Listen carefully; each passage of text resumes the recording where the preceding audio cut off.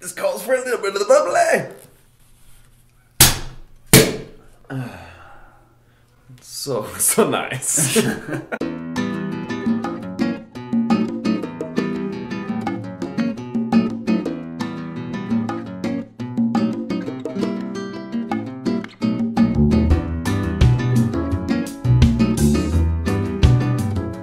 All right, let's drink some wine. Hi, everyone. I'm Bryan Hinschberger. And I'm Paul Hinschberger. We're the Wine Brothers. Oh, yeah.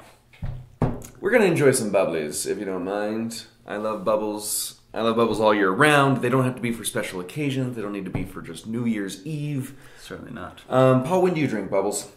Well, usually on New Year's Eve and special occasions. But See what I mean? all the time other than that as well. Oh, yes, yes. Bubbles should start every good occasion, whether it's a day or it's dinner, So, Yeah. this is a pretty exciting new house for us. This is Sumarroca. Sumarroca is a phenomenal, well-known estate in the Penedès area of northeastern Spain. So we're up in Cava country. Cava, the famous Spanish sparkling wine that used to be called, had a name like Campania or Campan, like champagne. But when France decided that champagne must come from Champagne, France, understandably so, they changed the Spanish sparkling wine to Cava because of all the aging was done in caves. Cava. So Sumarroca is a beautiful family estate. They have beautiful, massive vineyards, but all organically farmed. Still under the family of Sumarroca. Really, really stunning. Most all their fruit is in San Sadurní. San Sadurní is the heart of Cava country. When you're up in the northeast, and you're hanging out in Barcelona, and you head down the road into the Penedès, and really want to enjoy some good Cava, you go to San Sadurní. Killer restaurants, and you drink a lot of bubbly. Pretty amazing stuff. So what's intriguing about Cava is it is the only region. Well, that's not true. It is one of the only regions that when you make sparkling wine, it must be done in the traditional method, the method champenois. By law, it has to see that secondary fermentation in bottle. Cava producers were famous for their invention of the gyro pallet, the thing that picks up bottles in giant loads and it rotates them, so that basically it's like hand riddling. It's a mechanical riddling process, exactly. And what I love about Sumarroca is just their dedication to quality. They do not release young cavas. So all of these technically are reservas. That's why we see everything as reserva. So the first one is the Sumarroca Cava Brut Reserva. So like I said, they don't do young cavas. So these are aging in bottle on the lees for at least 20 months, period. That's kind of just their house rule. They don't go younger than that. They make no young, fresh cava. And then they don't release these till the market without the bottle hanging out after disgorgement for at least 6 months or so. So pretty serious production, really, really focused fruit. Paul, how are you feeling about this little cava? That's stellar. Oh my god, yeah. Nose is great. Nose is great. Got that classic yeasty, sparkling nose. This is the way to start any day.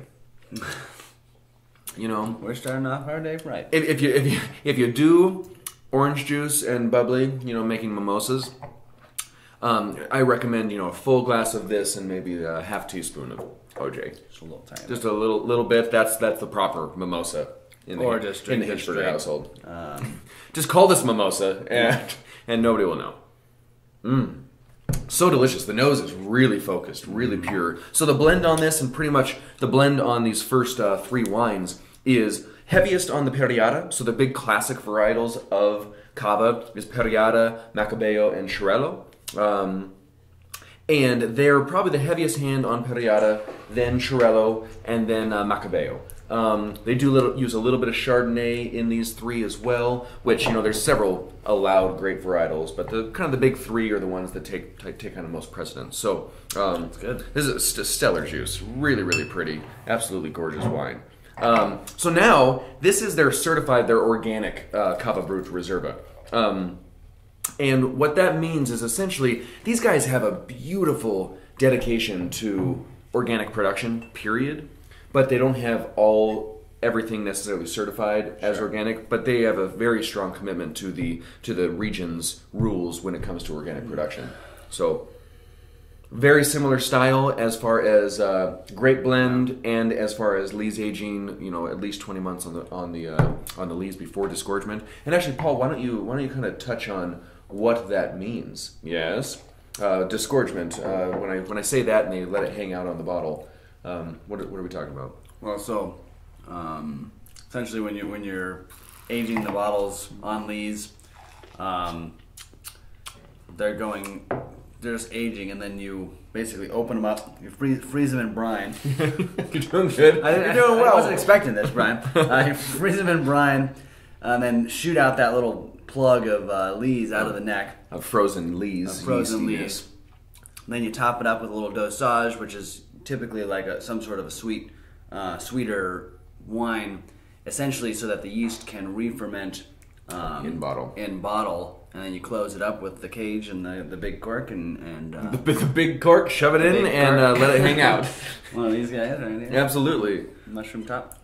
And this organic is beautiful. Yeah, it's great. You know, really, really cool complexities, but still, you know, that really clean house style. It's fantastic. Mm-hmm. So now, you know, Paul was just talking about the disgorgement, and then you do a little dosage. You can have kind of different levels depending on how sweet or dry you want your final wine to be. This is their Brut Nature. So both of those last ones were brutes.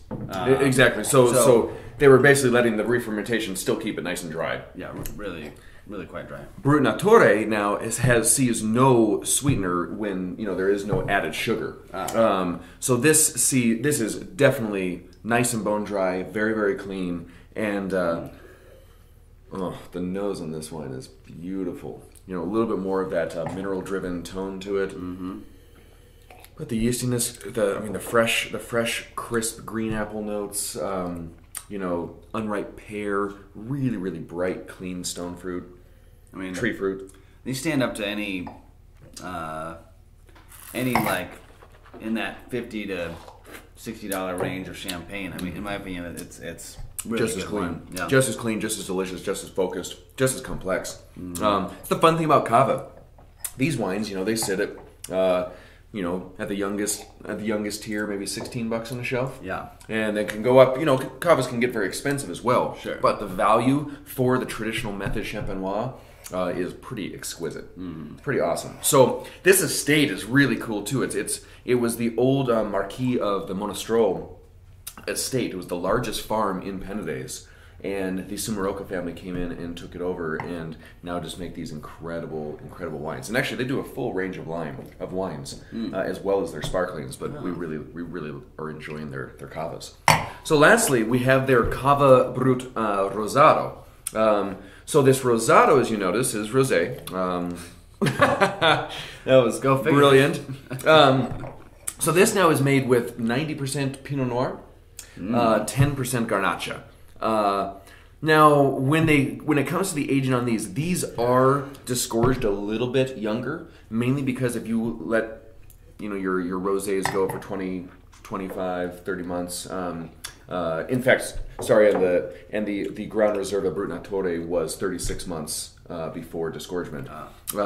But these ones, the rosés, they do a little fresher. So this is more 12 to 16 months on the lees before disgorgement, and then an immediate release, mainly because people don't like to see the red fall out of the color. Sure, yeah. But yeah, tell me what's happening. Oh my god, it's a fun nose. The nose is awesome.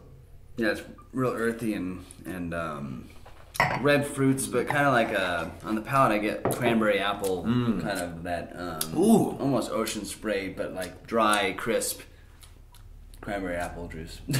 Oh, Ocean Spray, the brand. Yeah. So I can get the Ocean Spray. Yeah, bring me to the beach. You know, but yeah, the cranberry is awesome. A little bit of pomegranate note in there.